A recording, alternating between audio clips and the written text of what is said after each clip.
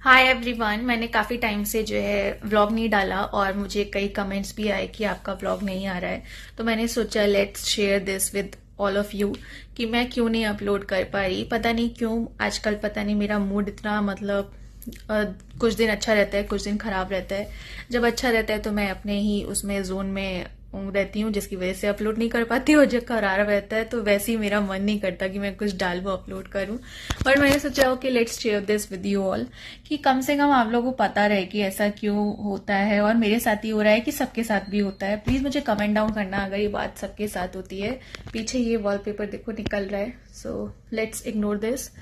हाँ, तो आजकल बस कुछ ऐसे ही होता है जिसकी वजह से मैं मतलब कई बार होता है ना कि जैसे जो काम तुम्हें पसंद है फिर भी वो काम तुम नहीं कर पा रहे हो, उसमें अपना एफर्ट नहीं डाल पा रहे हो। और पता नहीं ऐसा क्यों होता है। और मुझे लगता है एक होता है फिजिकली आप थक रहे हो, ऐसा नहीं होता है वो, इसकी वजह से तो बिल्कुल भी नहीं होता है मुझे लगता है। क्योंकि जिस काम के लिए आप पैशनेट हो वो काम में भी आप एफर्ट नहीं डाल पा रहे हो, कहीं ना कहीं उसके पीछे एक बहुत लंबी थकान होती है और उसके रीजंस कई सारे होते हैं। कई बार आप अपनी लाइफ में कुछ चाह रहे होते हो and the things are not going the way you want, जिसकी वजह से आप फिर डल पड़ जाते हो और आप अपने ही काम में जो काम आप पसंद करते हो उसको आप फिर उतनी ही शिद्दत से नहीं कर पाते हो।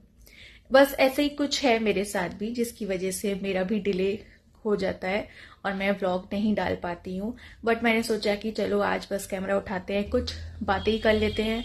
मेरा जो मकसद है इस व्लॉग का वो यही था कि मैं एक ऑडियंस से एक रिलेशन डेवलप करूं, एक कनेक्टिविटी बनाऊं, ताकि वो मुझे जान पाएं और मैं उन्हें बेहतर तरीके से जानूं। एक हमारी कम्युनिटी हो जो एक कहते हैं ना, एक हमारा रिश्ता हो जिसमें किसी को भी अगर जिस भी तरीके की नीड हो तो एटलीस्ट हम एक दूसरे को समझ पाएं। बस मेरा जो मकसद था ब्लॉगिंग का वो यही था। एंड कई बार होता है ना, आपके अंदर कई सारी डाइवर्सिटीज होती है एंड कुछ लोग उसको बहुत फेक समझ लेते हैं और कुछ लोग उसको जेन्युइन तरीके से समझ भी पाते हैं।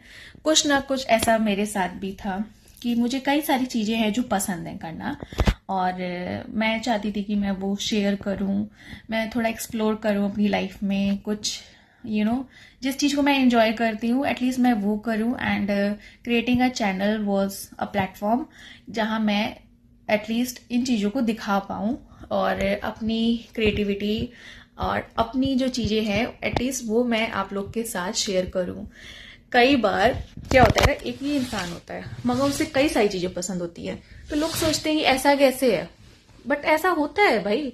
और सच में ऐसा होता है कि कोई आदमी आप देखते हो आजकल ना मल्टी टैलेंटेड होते हैं, कुछ बहुत सारे काम वो कर लेते हैं और काफी सारी एनर्जीज वो इसमें लगाते हैं। और ये वो लोग हैं ना जो दुनिया की फालतू की पंचायत में नहीं रहते हैं, क्योंकि उनके पास टाइम होता है ना, तो वो अपने आप को और इम्प्रूव करना चाहते हैं, वो और ऐसे काम करना चाहते हैं जिन्हें करके उन्हें अच्छा लगे और दे फील पीस उसमें।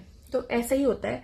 तो जब मेरे पास टाइम फ्री रहता था, अभी भी रहता है ऐसा नहीं है, बट आजकल थोड़ा मूड नहीं ठीक है मेरे पास, तो मैं भी सोचती थी कि मैं भी कुछ ऐसा ऐसा करूंगी। और ये मेरे अंदर था, बचपन से था कि मुझे क्रिएटिविटी का बहुत शौक था और मैं अलग अलग तरीके से, even I like sports also, जैसे मुझे बास्केटबॉल खेलना, बैडमिंटन खेलना, ये सब बहुत पसंद है, आउटडोर गेम्स वगैरह।